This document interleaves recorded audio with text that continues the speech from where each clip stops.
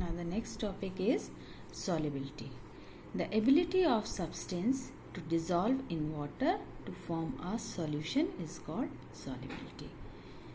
किसी भी सब्सटेंस की एबिलिटी, वाटर में घुलने की जो क्षमता होती है किसी सब्सटेंस की, वो उस सॉल्यूशन की सॉल्युबिलिटी कहलाती है. इसे हम ऐसे भी समझ सकते हैं कि substances such as salt, sugar and milk dissolve in water. Substances जैसे कि शुगर, सॉल्ट, मिल्क, ये क्या होते हैं? ये वाटर में डिजॉल्व हो सकते हैं.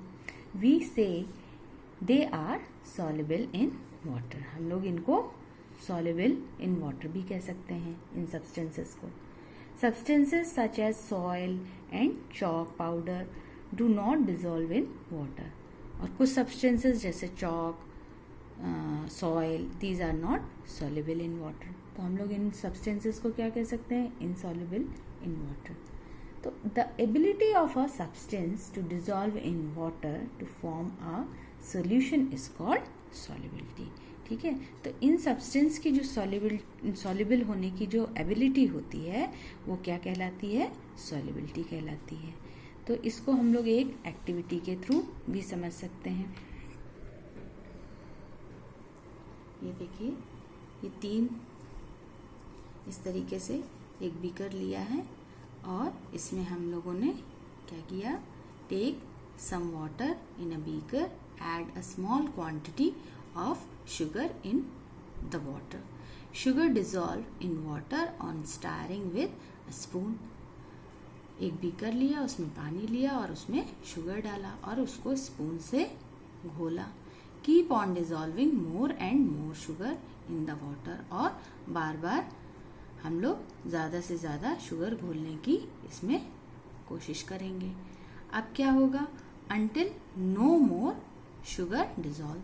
ठीक वैसे ही जैसे सैचुरेटेड सॉल्यूशन में मैंने आपको समझाया था कि एक ऐसा समय आ जाता है जब सब्सटेंस घुलना बंद हो जाता है, तो वो क्या कहलाता है? सैचुरेटेड सॉल्यूशन कहलाता है. तो अब ये देखिए, सैचुरेटेड सॉल्यूशन इसमें फॉर्म हो गया. अब इस सैचुरेटेड सॉल्यूशन को हम हीट करेंगे. ठीक है, बंसन बर्नर हमने नीचे लगा के और इसको हीट किया. अब क्या करें? देखेंगे कि let this solution cool, what do you observe. और अब जब इसको हम लोगों ने घोला तो ये सारी शुगर घुल गई और इसमें हम लोगों ने जब इसको घोलने के बाद इसको हम लोगों ने ठंडा किया तो फिर इसमें हम देखते हैं कि हमको क्या देखने को मिलेगा. After adding a number of spoonfuls of sugar you find that some sugar is left undissolved at a bottom of the beaker. जब इस तरीके से हम लोगों ने बार बार शुगर को घोला तो थोड़ी देर बाद हम लोगों ने देखा कि कुछ शुगर जो होगी वो बीकर के बॉटम पे अनडिजॉल्व्ड हमें दिखेगी. You have obtain a saturated solution of sugar. और ये सैचुरेटेड सोल्यूशन बन चुका है शुगर का.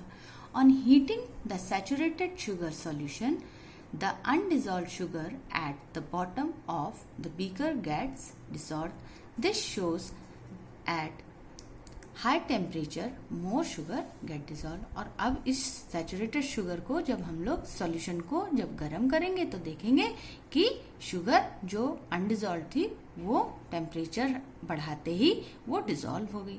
When you cool the hot solution, जब इस सॉल्यूशन को हम लोग कूल करेंगे, ठंडा करेंगे, the sugar settles at the bottom of the beaker again. और शुगर क्या होगी?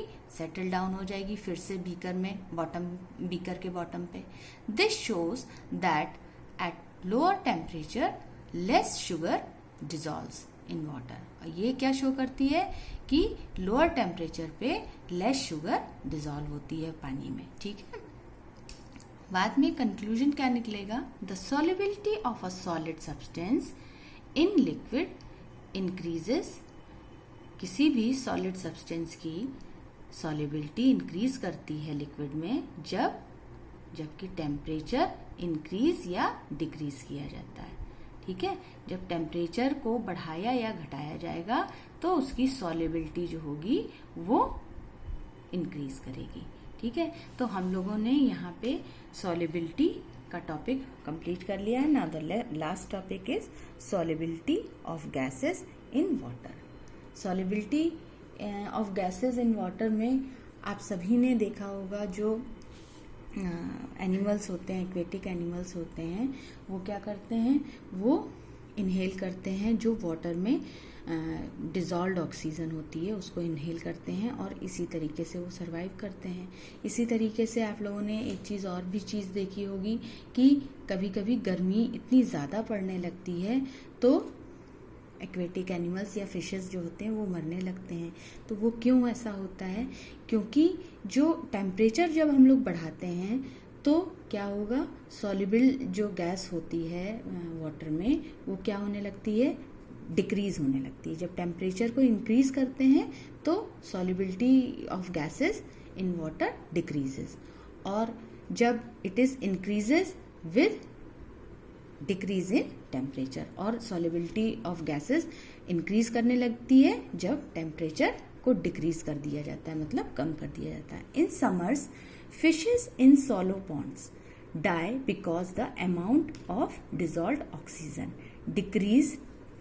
decreases on heating of pond water। ठीक है, तो क्या होता है कि जब समर में टेम्परेचर ज़्यादा बढ़ जाता है तो जो सॉलो पॉन्ड की फिशेस होती हैं वो मरने लगती हैं, क्योंकि उसमें ऑक्सीजन की कमी हो जाती है। इसी तरीके से सॉफ्ट ड्रिंक में आप लोगों ने देखा होगा कि जब सॉफ्ट ड्रिंक के बॉटल का हम लोग ढक्कन खोलते हैं तो फिज होता है ना उसमें, तो वो गैस होता है। तो soft drink contain dissolved carbon dioxide, they are sealed under high pressure in the bottles to increase the solubility of carbon dioxide. ठीक है, तो ये कार्बन डाइऑक्साइड ही इसमें होती है, ये इसलिए होती है टू इंक्रीज, और हाई प्रेशर पे ये बॉटल को सील किया जाता है to increase the solubility of carbon dioxide. ठीक है, तो नाउ हम लोगों ने ये चैप्टर 5 अपना कंप्लीट कर लिया है। अगर आप लोगों को इस चैप्टर में कोई भी प्रॉब्लम हो तो आप प्लीज़ मुझसे पूछ लीजिएगा। Thank you students.